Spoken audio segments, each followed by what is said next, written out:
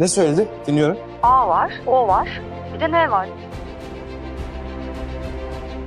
Daha 17 yeni bölümünde neler olacak? Videomuza geçmeden önce bu ipuçlarından sonra Aras kardeşinin Teoman olduğunu öğrensin diyenler videomuzu beğensin, sayımızı görelim. Dizimizin yeni bölümünde Aras ve Leyla geçirdikleri kazanın ardından hastaneye kaldırılacak. Neyse ki ikisinin de ciddi bir şeyi olmayacak ve kısa sürede toparlanacaklar. Ancak bu kazanın asıl önemli tarafı Aras'ın bilinci tam yerinde değilken sayıkladığı Demir ismi olacak. Leyla bu ismi kafasına takacak ve Aras'a açık açık Demir'in kim olduğunu soracak. Aras da artık her şeyi saklayamayacağını anlayarak Leyla'ya geçmişte ailesiyle beraber geçirdiği kazadan, bu kazada ailesini kaybettiğinden ve Demir isminde bir kardeşinin olduğundan bahsedecek. Aras eğer Leyla'ya gerçekleri tam anlamıyla anlatır, elindeki bütün şüpheleri ve Akkaya ailesiyle ilgili bildiklerini açıkça söylerse Leyla'nın da gerçeğe ulaşması çok uzun sürmez. Ancak Leyla henüz ailesinin gerçek yüzünü bilmiyor. Hakan ve Şebnem'in geçmişte neler yaptığından, Aras'ın kardeşiyle ilgili gerçeği neden sakladıklarından habersiz. Bunu da Aras'ın kendisine anlattıklarını gidip Hakan'a söylemesinden anlayabiliriz. Leyla bunu kötü niyetle yapmayacak. Tam tersine ailesine güvendiği için Hakan'ın bu konuda bir şey bilebileceğini düşünecek. Fakat yaptığı bu hamle Aras'ın yeniden hedef haline gelmesine neden olacak. Hakan, Aras'ın Demir konusunun peşine bırakmadığını anlayınca bir kez daha onu tehdit edecek. Ancak Aras, Hakan'ın tehditleriyle duracak bir karakter değil. Bu yüzden yeni bölümde de Aras'ın tek amacı kardeşine ulaşmak olacak. Burada Aras'ın elinde önemli bir yol daha var. Aras, hemşire ile Serhat'ın iletişim halinde olduğunu biliyor. Serhat'a doğrudan ulaşamadığı için bu kez hemşire üzerinden ilerleyecek ve kardeşinin ismini öğrenmeye çalışacak. Serhat konuşamasa da harfler üzerinden cevap verecek ve hemşireye A, O ve M harflerini söyleyecek. Ardından hemşire bu harfleri Aras'la paylaşacak. İşte tam bu noktada izleyen herkesin aklına aynı soru gelecek. Aras bu harfleri duyduğu halde nasıl Teoman'dan şüphelenmiyor? Çünkü Teoman isminin içerisinde bu 3 harf de var ve Aras'ın yıllardır aradığı kardeşinin Teoman olduğuna dair çok güçlü bir ipucu artık doğrudan önüne gelmiş olacak. Burada Aras'ın neden hemen Teoman'a yönelmediğini anlamak için ilk bölümlere dönmemiz gerekiyor. Aras daha önce de Teoman'ın kardeşi olabileceğinden şüphelenmişti. Hatta bir süre boyunca Teoman'ı araştırmıştı.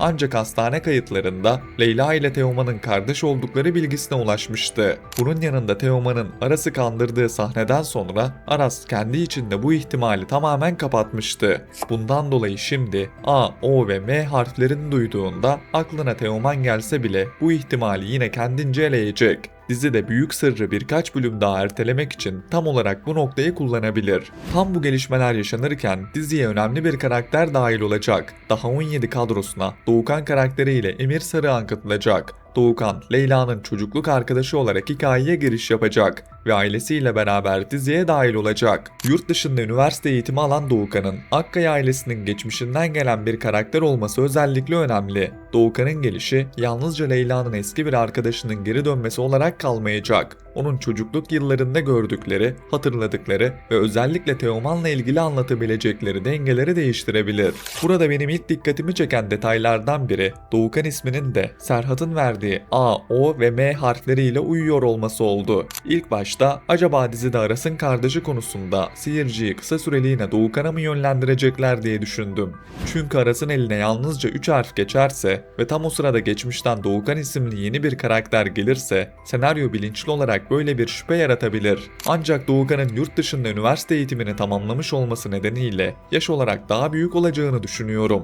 Bu yüzden Doğukan'ın gerçekten Aras'ın kayıp kardeşi olması bana güçlü bir ihtimal gibi gelmiyor. Doğukan'ın nasıl önemli etkisinin Teoman tarafında ortaya çıkacağını düşünüyorum. Çünkü Doğukan, Leyla'nın çocukluk arkadaşıysa doğal olarak Akkaya ailesini ve o dönem yaşanan bazı olayları da hatırlıyor olması gerekiyor. Fakat geçmişten bahsederken Leyla'yı çok net hatırlamasına rağmen Teoman'la ilgili anılarının çok az olması Teoman'ın kafasını ciddi biçimde karıştırabilir. Teoman zaten uzun zamandır ailesinin kendisinden bir şeyler sakladığını düşünüyor. Şebnem'in davranışları, Hakan'ın sert tepkileri ve geçmiş hakkında konuşulurken sürekli konunun kapatılması Teoman'ın şüphelerini iyice büyüttü. Yeni bölümde de Teoman geçmişinin peşinde olmaya devam edecek. Ailesinin kendisinden bir şeyler sakladığından neredeyse emin olan Teoman artık bu gerçeğe ulaşmak isteyecek. ve eskisi gibi kendisine anlatılan her şeyi kabul etmeyecek. Özellikle Doğukan'ın Teoman'ı çok fazla hatırlamaması, Teoman'ın kendi geçmişini yeniden sorgulamasına neden olabilir. Eğer gerçekten bu ailenin bir parçasıysa neden çocukluk anılarında bu kadar az yeri var?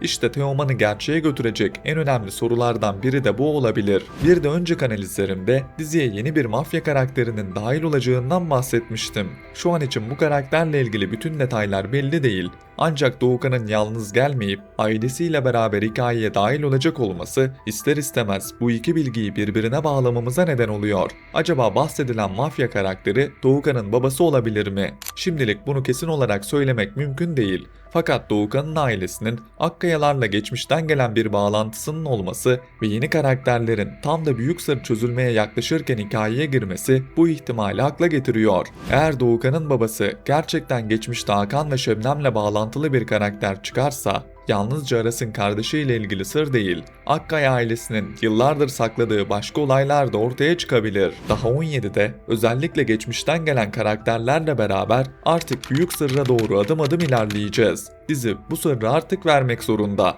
Birkaç bölüm daha farklı ipuçlarıyla bu gerçeği erteleyebilirler. Aras'ı başka isimlerden şüphelendirebilirler.